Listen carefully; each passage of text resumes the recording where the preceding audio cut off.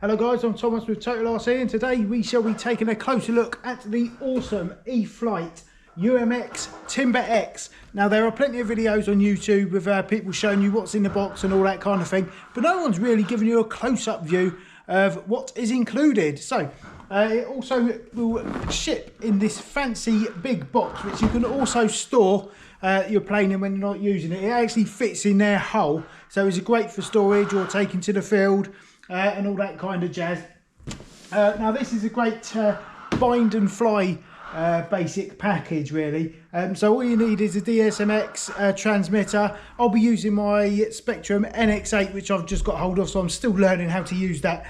So after I've opened this up properly, I'll get to setting up all the control surfaces and all that kind of thing as per the instructions. But this is the basic version. It's the only version they do at the moment, in fact. And all you have to do really is install a charged battery, bind the airplane to your DSMX or DSM2 equipped transmitter. Now, as far as I'm aware, because I'm in the EU or in the UK, which is part of Europe, then we're not allowed to use DSM2 anymore by all accounts. I might be wrong there, so do correct me. But like I say, I'm new to all this, so the next step is just to fly it. There are a few more steps, obviously. Having last week set up my E-flite Valiant 1.3 metre, I do know that it's not quite this simple, because you then have to go in and sort out your radio transmitter, you know, make a new model in your transmitter and set it all up that way. So it's not quite that easy, but that's what they want you to see in a shop when you're looking to spend your money. So it's an excellent quality box. And basically it tells you that the dimensions of the airplane are 18.5 inches in length, 700 millimeters in width for the wingspan. I thought it was a bit smaller than that, but I might be wrong. But I must be wrong, it says it on the box. So this also includes a Spectrum receiver with DSMX technology. Now the great thing about these little UMX planes, they do feature AS3X. Which is the stability control. It stands for artificial something or other. I saw it on the box, but it doesn't really matter. Basically what it does, it makes the plane less twitchy when you're flying it, and will make you look better than you actually are, which is great news, and great news for me as well. It also comes with SAFE, which is switchable. You can set this up on your transmitter, so that basically if you get in a bit of trouble, you can flick the switch and it will self-level the plane and get you out of trouble and hopefully keep it out of the ground. So I should be making full use of that. It also comes with a powerful 3S compatible brushless motor and ESC. It's got large control surfaces. You can actually use this plane for 3D flying. I mean, it won't be as good as like an Extra or an Edge or whatever, anything like that that's designed specifically for 3D. But with these large control surfaces, you're certainly going to find it easy to throw it about the sky, which sounds like fun to me. It has got functional LED landing, navigation and strobe lights. So if that's your thing, that's great. If it's not your thing, then it's an added bonus. And I can't wait to get this out of the box and have a look and see what that's like when it's got a battery fitted. And big tyres. I mean, my E-flite Valiant, I think, has got 2.5 inch wheels. I've actually had to purchase some bigger wheels from I can't remember what the plane is, a Timber or something like that. It's just got big, like Tundra style bush wheels, basically, because on my local flying patch, my local flying club, it was just nosing over every time you tried to take off, which is no good. And when I had my full go, which you might have seen my video the other day, which saw me no flying's a bit tumbleweed. Anyway, just couldn't get it to go without someone giving it a good old shove to get it going. So the big wheels will certainly help, unless you've got like a tarmac or very well manicured grass pitch to fly from. There is no assembly required, so you will not even need a screwdriver by all accounts. So let's see how true that is and get it out of the box.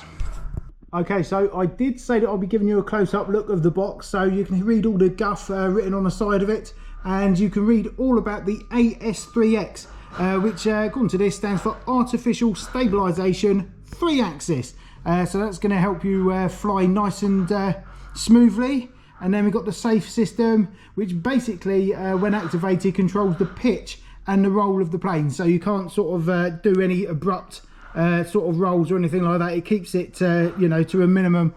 It's not like Expo or anything, or dual rates, where you can put like high rates and low rates. it basically limits how far it will pitch over. So that's all helpful. And automatic self-leveling, as I've previously mentioned. So if you're getting a bit of trouble, flick that safe switch on your transmitter and it is going to sort itself right out, which is helpful. Easy switch assignment, no complex planning required. It says if you don't want to enable the safe select features, you can leave them turned off and the receiver will function like a standard AS3X receiver.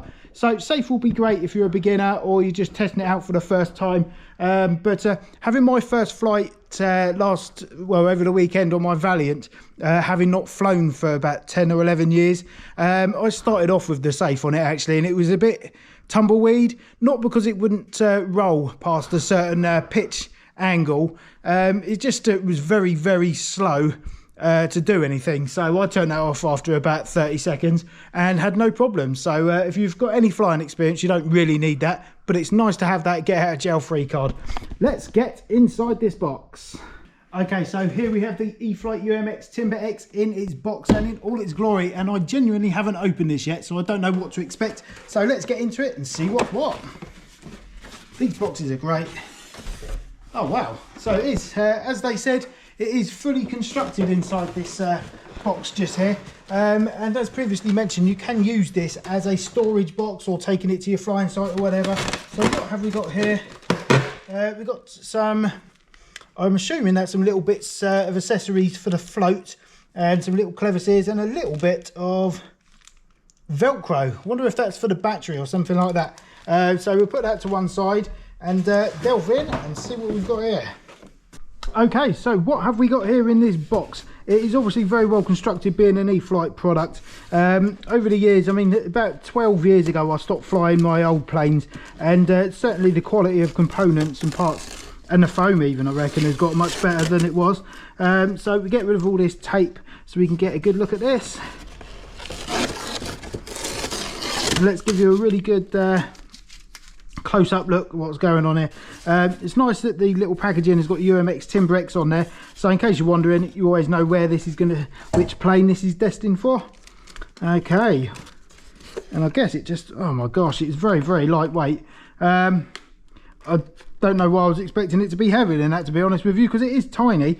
I have got my tape measure. It said on the box, actually, right there, 700 millimeters, which is 70 centimeters, and I'm going to call them out on that because that is not 70 centimeters, I'm afraid.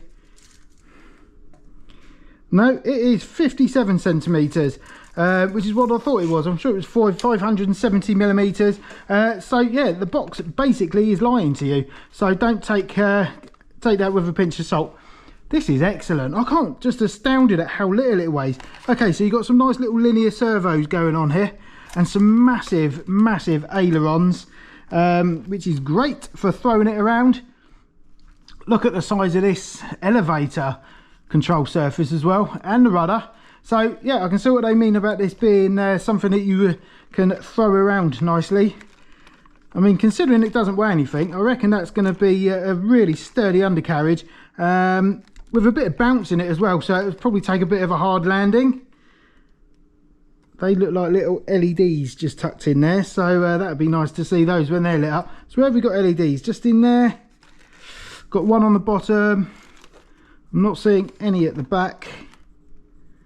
Got one at the top, and you've got two in the ends just there. So what a snazzy piece of kit. Let's just take this little canopy off just here. Oh god, that literally weighs nothing. Okay, so it looks like that just connects under there, and he's held on with them. Okay, you've got two magnets, which is very handy.